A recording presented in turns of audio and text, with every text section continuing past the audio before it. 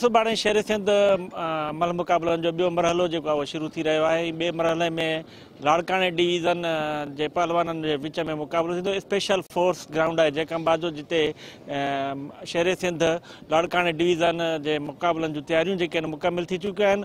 उन जे लाइ कहिड़ा कहिड़ा इंतज़ाम कया विया आहिनि ऐं छा जेके आहिनि फॉर्मेट तजवीज़ कया विया आहिनि, उन जे लाइ असीं ॻाल्हि ॿोल कंदासीं सिंध टीवी न्यूज़ जे डायरेक्टर स्पोर्ट्स ऐं हिन शेर सिंध मल मुक़ाबलनि जे चीफ ऑर्गेनाइज़र रायब बप्पड़ साहब सां। पहिरियों त मां ज़िक्र कंदुसि घोटकी वारे जेको असांजी इफ़्तिताही जेको मलाखड़ो उनजो उहो शानदार कामयाबु थियो ऐं ज़बरदस्त तरीक़े सां उतां घोटकी वासियुनि ऐं पूरे सखर डिवीज़न जे जेको आहे सो माण्हुनि उते शिरकत कई ऐं पंहिंजायो हिन रांदि खे।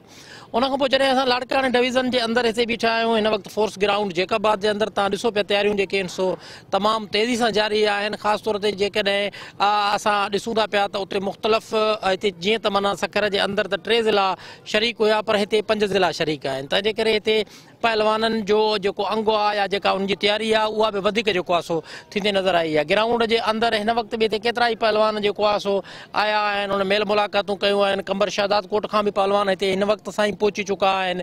इन खां सवाइ लाड़काणे मां पहुची चुका आहिनि, शिकारपुर जा पहलवान हिते पहुची चुका आहिनि, कश्मीर जा पहुची चुका आहिनि ऐं ख़ुदि जॾहिं त जैकबाबाद जा पहलवान त असां सां गॾु हिते तयारियुनि में बि हथु वंडाए रहिया आहिनि। न रुगो हिन लाड़काणे डिवीज़न जा मुक़ाबिला जेके जैकबाबाद में थी रहिया आहिनि, न रुगो उन्हनि खे इंजॉय हितां जा रहवासी कंदा, पूरी डिवीज़न कंदी। ऐं मां सम्झां थो जॾहिं ही टेलीविज़न स्क्रीन सिंध टीवी जी ते ही सॼो सारो प्रोग्राम आयो त पूरी सिंध ऐं ॾेह त छा बल्कि माना परॾेह में बि माण्हू इंजॉय कंदा त असांजो मलाखड़ो ज़िंदा आहे ऐं असां पंहिंजी रांदि खे पंहिंजायूं पिया। असां हिन जैकबाबाद फोर्स ग्राउंड में पहुता आहियूं। शिकारपुर सां तालुक़ु आहे ऐं सिंध टीवी वारनि जूं वॾियूं महिरबानियूं आहिनि जंहिं असांजी सकाफ़त रांदि खे अॻिते आंदो आहे ऐं इनशाला अॻिते साथ बि ॾींदी।